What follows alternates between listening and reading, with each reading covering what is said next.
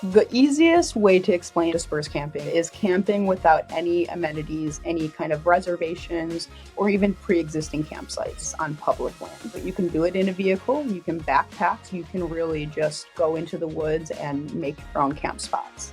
Camping in the car and just being out in the middle of nowhere completely changed my life. Probably the biggest thing when we were thinking about building our van is having a comfortable place to sleep. I have pretty much the same sleeping setup that I would if I were to be sleeping in a home. We have basically, I would say, almost a queen size bed in our van in the back. It's definitely takes up most of it, and it's not one that you can break down and turn into a couch. When we're in the van, most of our time is spent outside, and when we're not, we're sleeping, and I want to be able to sleep well when we're in the van. That was my biggest priority. So we have a giant bed.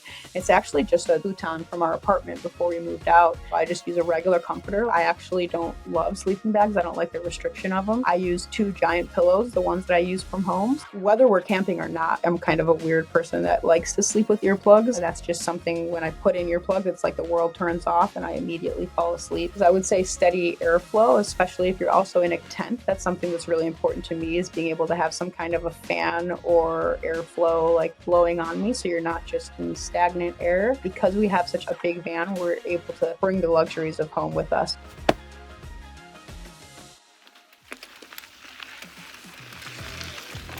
Bike packing usually refers to being more off-road. So you're usually on a gravel bike or on a mountain bike, and there's bags that are a little bit more aerodynamic that you stuff everything into, just like you do a backpack. And then you go usually up and over mountains and gravel stuff and have a really good time.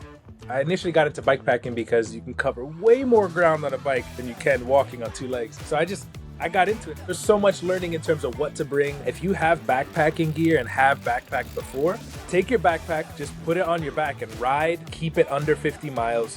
Just go do one night just to get kind of that experience. Fitting things into a bike packing bags are a little bit different and they're usually smaller. You got to do some rearranging sometimes as to where everything is in order for it to actually fit. I think the best bike packing tent is the perfect mix of really lightweight, really packable, and super roomy. Then I use an emo tenter. It's the perfect mix. I think also super, super comfortable. It also packs down really small.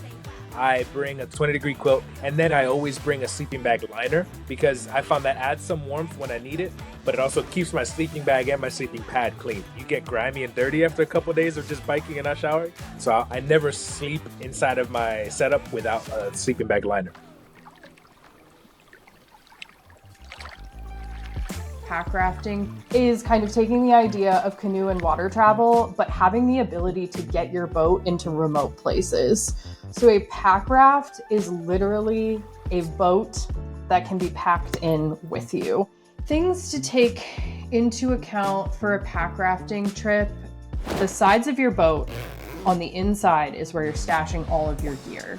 You need to make sure that all of your gear fits inside of those dry bags because you are wanting to make sure you keep all of that gear dry. And then you're also wanting to make sure that you can keep your boat relatively balanced. One side will typically have the camping gear and the clothes. The other side will have the food and the cook setup. You obviously need to have your full standard camping gear, but again, it all has to fit. We typically go with like a lightweight backpacking setup. We got tent, sleeping bag. We recently transitioned to a inflatable sleeping pad and then just our standard sleeping quilts.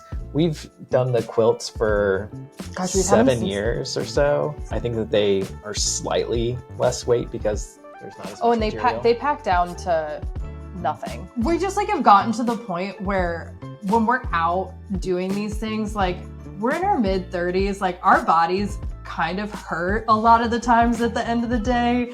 And it just feels like if I could just get a really good night's sleep, it honestly makes all the difference in the world to like get a really good night's sleep.